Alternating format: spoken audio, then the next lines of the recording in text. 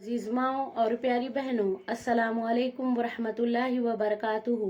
उम्मीद है कि तमाम बहनें खैर व आफियत से होंगी। औज़ु बिल्लाहि मिनश शैतानिर रजीम, बिस्मिल्लाहिर रहमानिर रहीम। रब्बी ज़िदनी इल्मा, रब्बी ज़िदनी इल्मा, रब्बी ज़िदनी इल्मा। देखो मेरी बहनों, अब हमारा आगे का मसला चलेगा। और सबसे पहले मैं आप तमाम बहनों का तहे दिल से शुक्रिया अदा करती हूँ कि अल्लाह तबारक ताला ने आप सबको ये मसले मसाइल सुनने की तौफीक दे रहे। बहुत बड़ी बात है, मुझे बहुत खुशी हो रही कि मेरी बहनें इससे जुड़ रही भी है और ये सुन रही भी है। तो देखो, सुनो भी और सुनते हुए हम दूसरों तक भी ये बात को ज़रूर पहुँचाए। अल्हम्दुलिल्लाह, अल्लाह का बहुत शुक्र है। ये लम्हा भी अल्लाह के रास्ते में ही हमारा लगाना हो रहा। अगर हम अल्लाह के रास्ते में एक लम्हा भी हमारा लगा दिए तो हमारे वास्ते समंदर की मछलियाँ तक दुआए मग़फ़िरत करती है। बताया जाता ना कि पहले के सहाबा इकराम को अगर मालूम होता था कि फ़लाँ के पास कोई मसला है या कोई हदीस है, तो पहले के सहाबा इकराम 40-40 मील पैदल चलकर जाते थे और उस हदीस को मालूम करके आते थे और फिर दूसरों तक वो हदीस पहुंचाते थे। तो माशाल्लाह, आज तो हमको घर बैठे दीन मिल रहा, हर चीज़ मिल रही।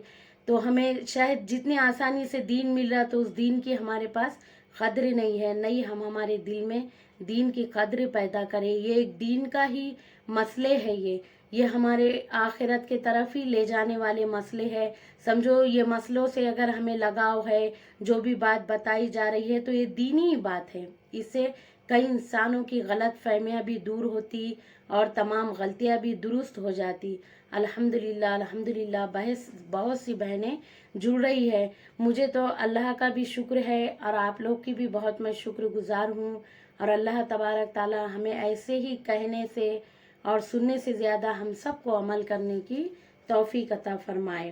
तो देखो, ये भी हमारा, मैं जानती हूँ कि मेरी पूरी बहनें मसरूफ़ है, उनके ऊपर घर की जिम्मेदारियाँ है, बच्चों के स्कूलों की, शौहर की, ससुराल की। अल्लाह तबारक ताला खुद ब खुद अपने काम में बरकत दे देगा। अगर हम अल्लाह के काम में लगे रहे तो अल्लाह तबारक ताला हमारे काम में लगा रहता। देखो, अब मैं आगे आप लोगों के सामने ये मसला बोल रही हूँ। अगर छोटी लड़की मर जाए जो अभी जवान नहीं हुई लेकिन जवानी के करीब पहुँच गई है, तो इसके कफन के भी वही 5 कपड़े सुन्नत है जो जवान औरत के लिए है। अगर 5 कपड़े ना दो, 3 ही कपड़े दे दो, तब भी काफ़ी है। गर्ज के जो हुक्म शादीशुदा का है वही कव्वारी और छोटी लड़की का भी हुक्म है, मगर शादीशुदा के लिए ये हुक्म ताकीद है और कम उम्र के लिए बेहतर है। हम अच्छे से समझे मसले एकदम इत्मीनान से, तो हमारे समझ में आ जाता। हम दूसरों को बोलने के लिए तो खड़े हो सकते ना कि भाई, जब कहीं हालात पेश आ जाए तो क्या हम ये बोल तो सकते ना कि ऐसा नहीं है, ऐसा करना चाहिए।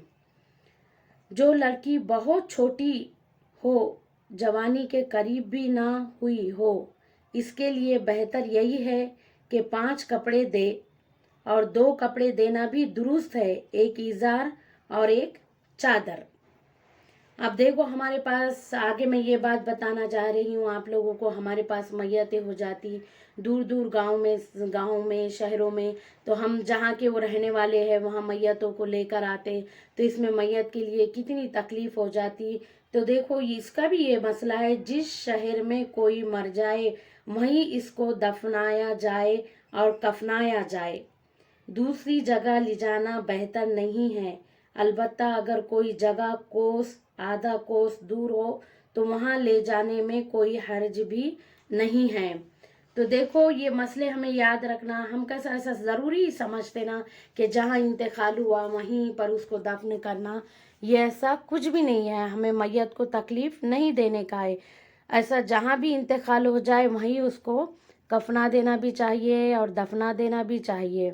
तो देखो मेरी बहनों, जहाँ तक भी हो सका इस वीडियोस को सवाब की नीयत से शेयर करते जाओ।